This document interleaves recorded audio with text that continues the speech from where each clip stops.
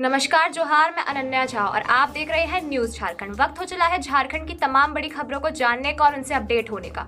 तो चलिए जानते हैं झारखंड की तमाम बड़ी खबरों को फटाफट अंदाज में। इससे पहले अगर आपने हमारे चैनल को सब्सक्राइब नहीं किया है तो हमारे चैनल को सब्सक्राइब करें, साथ ही बेल आइकन को प्रेस करें ताकि झारखंड से जुड़ी हर बड़ी अपडेट आप तक पहुंचती रहे। चलिए शुरुआत करते हैं झारखंड की सबसे बड़ी और महत्वपूर्ण खबर से। मैया सम्मान के 32,893 आवेदन फर्जी, 5,095 लाभुकों ने लिया दोहरा लाभ। मैया सम्मान योजना में फर्जीवाड़े की परतें लगातार खुल रही है। कहीं दोहरा लाभ लेने का मामला सामने आ रहा है तो कहीं पुरुष इस योजना का लाभ उठा रहे हैं। फर्जी आवेदनों की भी बाढ़ आ गई है। अब तक की जांच में राज्य के 32,893 फर्जी आवेदन सामने आए हैं। इन्हें रद्द किया जाएगा। वहीं 5,095 मामले ऐसे मिले हैं जिनमें लाभुक दोहरा लाभ उठा रहे हैं। दरअसल सरकार इस योजना के अपात्र लाभुकों की जांच करा रही है। सभी जिलों में इसकी जांच चल रही है। जिलों से महिला बाल विकास एवं सामाजिक सुरक्षा विभाग के जो प्रारंभिक रिपोर्ट मिली है उससे फर्जी आवेदकों और दोहरा लाभ लेने वाले लाभुकों का खुलासा हुआ है। इन्हें चिन्हित करने का काम अभी जारी है। राज्य में सर्वजन पेंशन योजना में 1,000 रुपए पेंशन मिलती है। विधानसभा चुनाव के दौरान सीएम ने कहा था कि दिसंबर से मैया योजना की राशि 1,000 रुपए से बढ़ाकर 2,500 रुपए कर दी जाएगी। इसके बाद ही फर्जीवाड़ा शुरू हुआ। आचार संहिता खत्म होते ही सर्वजन पेंशन योजना का लाभ लेने वाली महिलाओं ने भी मैया योजना के लिए आवेदन दिया। सर्वजन पेंशन व मैया योजना की वेबसाइट अलग अलग होने से मामला पकड़ में नहीं आया और काफी आवेदन स्वीकृत हो गए। इधर बोकारो में मैया का पैसा लेने वाला एक और युवक धराया है। सीएम हेमंत ने स्वामी विवेकानंद की जयंती पर किया नमन। राष्ट्रीय युवा दिवस की दी बधाई।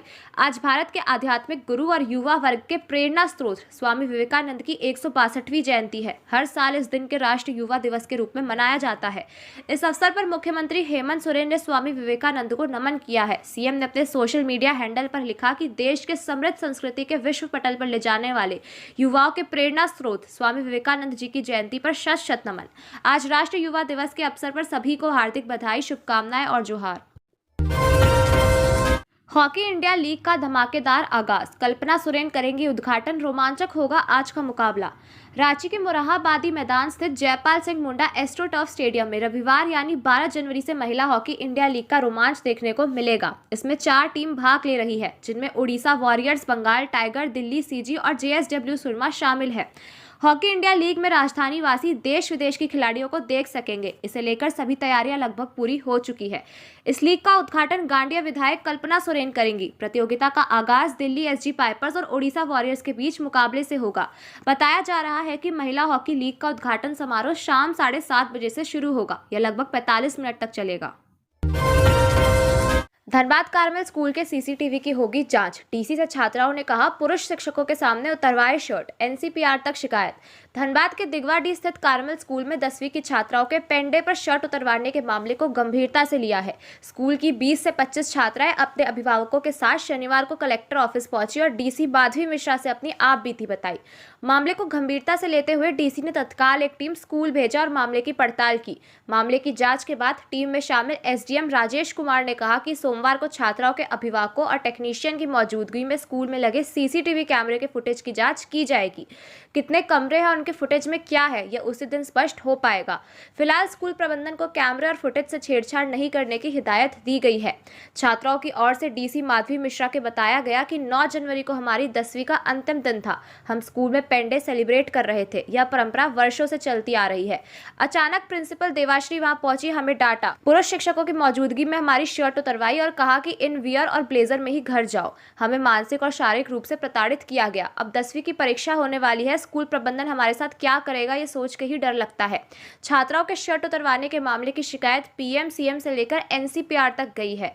झारखंड पेरेंट्स एसोसिएशन ने राष्ट्रीय बाल अधिकार संरक्षण आयोग से स्कूल प्रबंधन पर प्राथमिकी की मांग की है। 10 डिग्री से कम हुआ 14 जिलों का तापमान। 17 जनवरी तक ठंड से राहत, कुहासे और धुंध का असर, अलर्ट जारी। पूरे झारखंड में ठंड का कहर जारी है। राज्य के 24 में से 14 जिले का न्यूनतम तापमान 10 डिग्री के नीचे पहुंचा हुआ है। सर्द हवाओं का असर आम जनजीवन में पड़ रहा है। अस्पतालों में हर दिन सामान्य से 30% अधिक लोग मौसमी बीमारी से ग्रसित होकर पहुंच रहे हैं। अस्पतालों में बच्चे और बुजुर्गों की संख्या अधिक देखी जा रही है। वहीं हर सुबह और देर शाम घना कुहासा हो जा रहा है। इसमें आवाजाही में दिक्कत हो रही है। रांची एयरपोर्ट में विजिबिलिटी क्लियर नहीं होने से 11 विमान की देर से लैंडिंग हो सकी। वहीं कई विमान देर से अपने गंतव्य गंतव्य के लिए रवाना हो सके। हालांकि आज सुबह से मौसम साफ है। मौसम केंद्र का पूर्वानुमान है कि आज से 17 जनवरी तक राजधानी सहित राज्य के अलग अलग हिस्सों में आकाश में बादल छाए रह सकते हैं। इससे न्यूनतम तापमान में 1 से 2 डिग्री सेल्सियस की वृद्धि हो सकती है। सुबह में कोहरा और धुंध हो सकता है, इससे विजिबिलिटी पर असर पड़ सकता है। इसे लेकर अलर्ट जारी किया गया है। गुमला में कुव्यवस्था का खौफनाक चेहरा। प्रसव पीड़ा से तड़पती महिला को बांस से टांगकर 3 किलोमीटर तक ले गए ग्रामीण। झारखंड के गुमला से दिल को झकझोरने वाली एक तस्वीर सामने आई है। इसमें गांव के कुछ लोग प्रसव पीड़ा से तड़प रही एक महिला को बांस से टांग कर ले जाते नजर आ रहे हैं। इससे साफ पता चल रहा है कि सरकारें गांव और वहां के ग्रामीणों के हालात बदलने के लिए लाख दावे कर ले, लेकिन आज भी गांव की बदहाल स्थिति नहीं बदली है। इसका ताजा उदाहरण है गुमला के बेदवा कोना गाँव से सामने आई यह तस्वीर, जो गाँव की हकीकत को बयां कर रही है।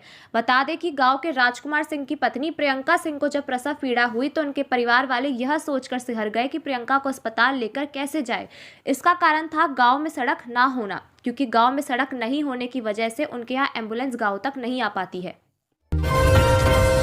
अब घूस मांगने दुर्व्यवहार करने पर ट्रैफिक पुलिस की पोल खोले। ट्रैफिक एसपी के नंबर पर भेजे फोटो। ट्रैफिक से जुड़ी समस्याओं और ट्रैफिक पुलिस के जवानों के व्यवहार को लेकर रांची ट्रैफिक एसपी ने बड़ा कदम उठाया है। ट्रैफिक एसपी कैलाश करमाली ने एक व्हाट्सएप नंबर जारी किया है, जिसकी मदद से लोग ट्रैफिक पुलिस के खिलाफ किसी भी तरह की शिकायत दर्ज कर सकते हैं। अगर किसी ट्रैफिक पुलिसकर्मी के द्वारा दुर्व्यवहार किया जाता है या पैसे मांगे जाते हैं तो आम नागरिक इस पर अपनी शिकायत दर्ज कर सकते हैं। अगर किसी पुलिसकर्मी द्वारा बदसलूकी की जाती है, उसकी फोटो भी खींचकर भेजी जा सकती है। यह व्हाट्सएप नंबर है 8987790601, जिस पर लोग अपनी शिकायतें भेज सकते हैं। इस कदम से रांची में ट्रैफिक पुलिस के कार्यों में पारदर्शिता बढ़ने की उम्मीद है। आम लोगों को अपनी शिकायतें जल्दी और आसानी से दर्ज कराने का एक नया प्लेटफॉर्म मिल गया है। पैसा ले घर नहीं बनाने वाले 728 लोगों पर होगा सर्टिफिकेट केस। प्रधानमंत्री आवास योजना शहरी के 728 लाभुकों पर सर्टिफिकेट केस दर्ज होगा। रिपोर्ट के मुताबिक ये वे लाभुक है जो रांची नगर निगम क्षेत्र में रहते हैं और पक्के मकान के लिए पीएमएवाई योजना के लाभार्थी है। इन सभी ने पहली किश्त के 45,000 रुपए लेने के बाद भी घर के निर्माण को नींव को आगे नहीं बढ़ाया है। कई बार नोटिस दिए जाने के बाद भी लोगों ने लिंटर तक का काम भी पूरा नहीं कराया है। सामुदायिक संगठनकर्ता की ओर से आवास का निर्माण पूरा कराने के लिए जागरूक करने के बाद भी असर होता नहीं देख निगम की पीएमवाई शाखा इन लाभार्थियों पर सर्टिफिकेट केस दर्ज कर नोटिस जारी करने में जुट गई है। 5 दिन में सीआईडी को मिली 40 शिकायतें। जेएसएससी सीजीएल पेपर लीक की जांच ने पकड़ी रफ्तार। व्हाट्सएप चैट, फोटोग्राफ और वीडियो रिकॉर्डिंग पर focus. JSSC CGL paper leak की जांच ने रफ्तार पकड़ ली है। इस जांच की मॉनिटरिंग डीजीपी अनुराग गुप्ता कर रहे हैं। इधर जांच कर रही सीआईडी की टीम को बीते 5 दिन में 40 से अधिक शिकायतें मिली है। यह शिकायतें व्हाट्सएप चैट, फोटोग्राफ और वीडियो रिकॉर्डिंग से जुड़ी हुई है। वहीं कई दूसरे साक्ष्य भी टीम को मिले हैं। इन मिली शिकायतों के विस्तार से विश्लेषण के निर्देश डीजीपी अनुराग गुप्ता ने दिए हैं। पेपर लीक मामले में रातू थाना में दर्ज शिकायत को सीआईडी टेक ओवर कर चुकी है।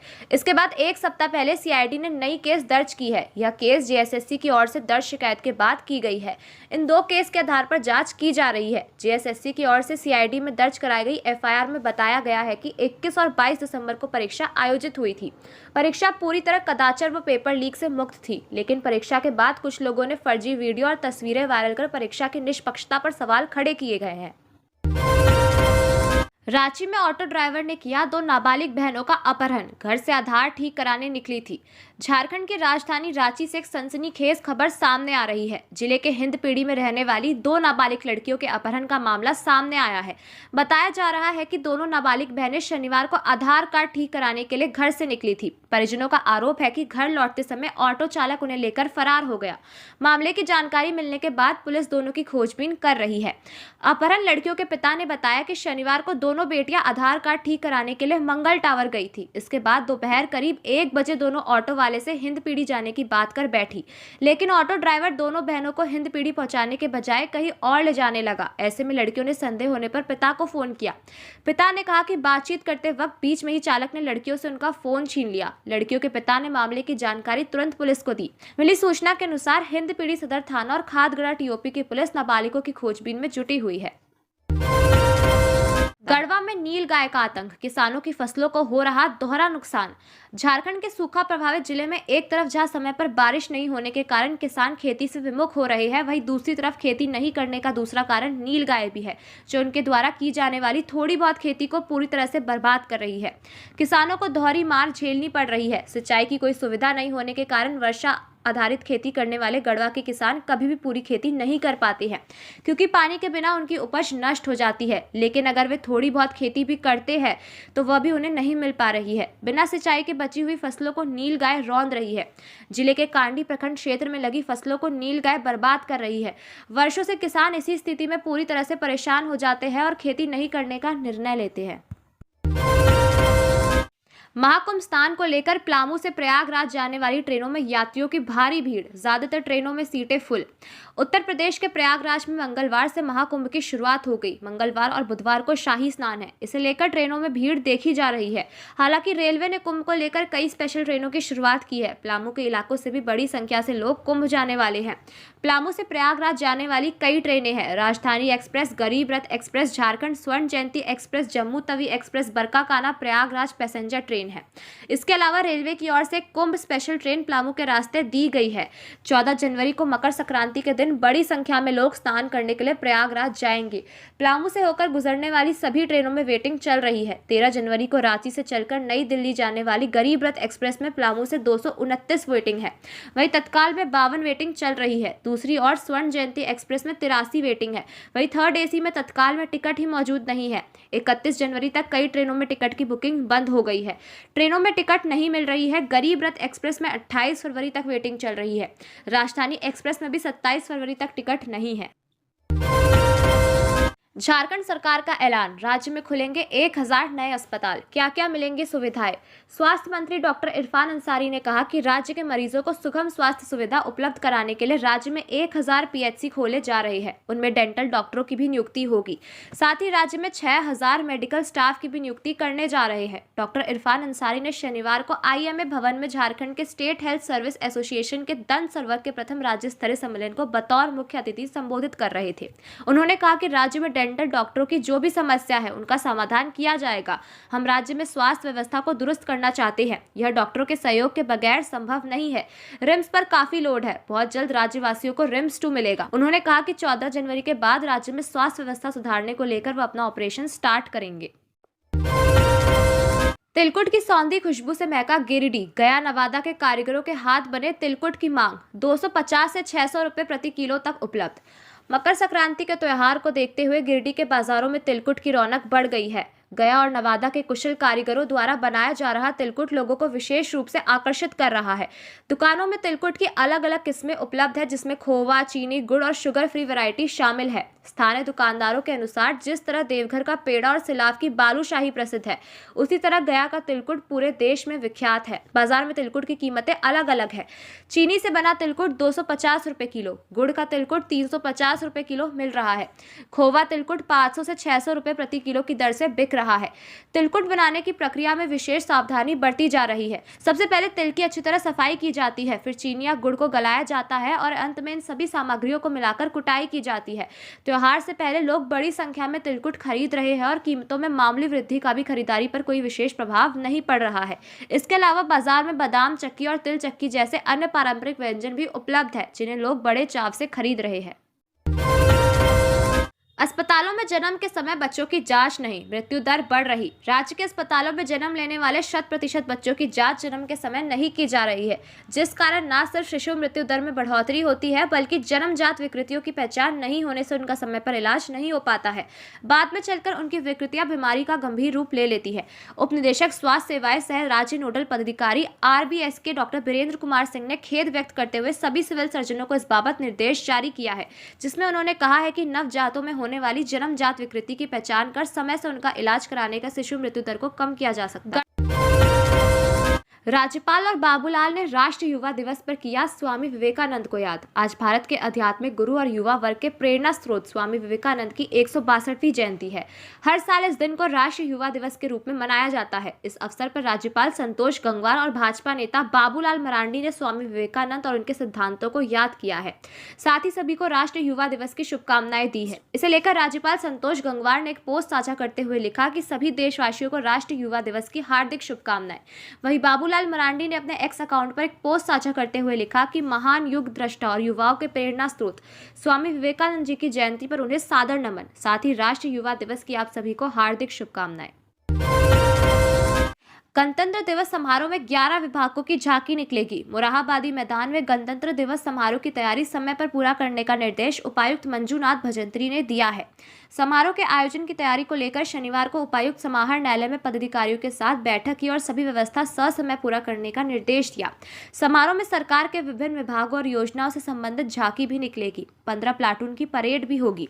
11 जनवरी से परेड का पूरा अभ्यास किया जाएगा। बैठक की अध्यक्षता करते हुए उपायुक्त ने भवन प्रमंडल के कार्यपालक अभियंता को मैदान के दोनों तरफ वाटरप्रूफ पंडाल, गैलरी, कुर्सी की व्यवस्था और मैदान को समतल करने का निर्देश दिया। जिला नजारत उप समाहर्ता को मंच के दोनों तरफ वाटरप्रूफ पंडाल, मंच पर वीवीआईपी के बैठने की व्यवस्था, मिनट टू मिनट कार्यक्रम, परेड में शामिल कैडेटों की अल्पाहार एवं पुष्प सज्जा की व्यवस्था आदि से संबंधित तैयारी सुनिश्चित करने को कहा। रांची रेलवे स्टेशन से रिंग रोड को जोड़ने के लिए बनेगा स्मार्ट रोड। साइकिल ट्रैक के साथ सोलर पैनल भी होगा। रांची रेलवे स्टेशन से रांची रिंग रोड तुपुदाना की ओर जोड़ने के लिए स्मार्ट रोड बनाया जाएगा। पथ निर्माण विभाग रेलवे स्टेशन की दूसरी ओर से पुल के पास एक सड़क निकालने की योजना तैयार कर रहा है, जो सीधा रिंग रोड को जोड़ेगा। रेलवे स्टेशन से बड़ा घाघरा होते हुए यह रिंग रोड से जुड़ेगा। बता दें कि पहले से रेलवे स्टेशन से यह रोड बनाई गई है, जो रिंग रोड एयरपोर्ट को जोड़ रहा है। पथ विभाग ने कंसल्टेंट क्यूब लिमिटेड को इसका डीपीआर तैयार करने का निर्देश दिया है। कंसल्टेंट ने इस पर काफी काम भी कर लिया है, लेकिन अब पथ निर्माण ने इसे स्मार्ट रोड की तर्ज पर विकसित करने का निर्देश दिया है। एचईसी गेट से जिस तरह से एचईसी गोलंबर तक रोड बनाया गया है, उसी अनुरूप इसे भी बनाया जाएगा, बल्कि कई मायनों में यह उससे भी अधिक आधुनिक होगा। अफीम की खेती करते ग्राम प्रधान समेत 5 गिरफ्तार। दहशत में अफीम तस्कर। डीजीपी के निर्देश का असर अब खूंटी में भी दिखने लगा है। अफीम के खिलाफ जागरूकता और विनष्टीकरण अभियान के बाद खूंटी पुलिस ने कार्रवाई शुरू कर दी है। इससे अफीम कारोबारियों में हड़कंप मच गया है। इसी क्रम में पुलिस ने अफीम के खेत से 3 लोगों को गिरफ्तार किया है। इसमें सोयको थाना क्षेत्र के रोंगा गांव के ग्राम प्रधान साइमन नाग भी शामिल है। पुलिस ने उन्हें उनके ही अफीम के खेत से गिरफ्तार किया है। इसके अलावा पुलिस ने अड़की थाना क्षेत्र के मेसंगा के बिर खोदर मुंडा और तिलई पीड़ी गांव से बुधू मुंडा को गिरफ्तार किया है। अगले 5 सालों में बड़े पैमाने पर होगा प्लांटेशन का कार्य। झारखंड में आगामी 5 वर्षों में बिरसा हरित ग्राम योजना से बड़े पैमाने पर प्लांटेशन का कार्य करने का लक्ष्य तैयार किया गया है। बागवानी सखी व ग्रामीण किसानों की सहायता से कार्य किया जाएगा। बागवानी सखी के प्लाश के माध्यम से भुगतान व प्लांटेशन का कार्य मनरेगा योजना से किया जाएगा। ग्रामीण विकास विभाग से मिली जानकारी के अनुसार 3.96 लाख पौधे प्रखंड स्तर पर लगाए जाएंगे। ये सारे पौधे आम के होंगे। इसके अलावा आम और अमरूद का मिक्स पौधा एक ही जगह पर 3.96 लाख लगेंगे। वहीं आम अमरूद नींबू का पौधा 3.96 लाख व गैर मजरूआ भूमि पर भी आम व अमरूद के 3.98 लाख पौधे लगाए जाएंगे। इसके अलावा 3.10 लाख बांस व तसरबी 4.94 लाख हेक्टेयर भूमि में करने का लक्ष्य रखा गया है। गैर सैनिक सेवा के 6 अधिकारी बनेंगे आईएएस। सीएम की मिली मंजूरी, जल्द जारी होगी अधिसूचना। अधिकारी आईएएस बनेंगे। यूपीएससी में साक्षात्कार के बाद 6 अधिकारियों के नाम की अंतिम सूची फाइनल हो गई है। मुख्यमंत्री हेमंत सोरेन की सहमति भी इस पर ले ली गई है और कार्मिक विभाग ने इसकी सूचना यूपीएससी व कार्मिक मंत्रालय भारत सरकार को ईमेल के जरिए भेज दिया है। इन 6 अधिकारियों में महिला अधिकारी भी है, जो महिला बाल विकास विभाग अंतर्गत विभिन्न जिलों में सीडीपीओ के पद पर कार्यरत है। वहीं 2 अधिकारी श्रम विभाग से है और 1 अधिकारी ऊर्जा विभाग में मुख्य अभियंता के पद पर कार्यरत है।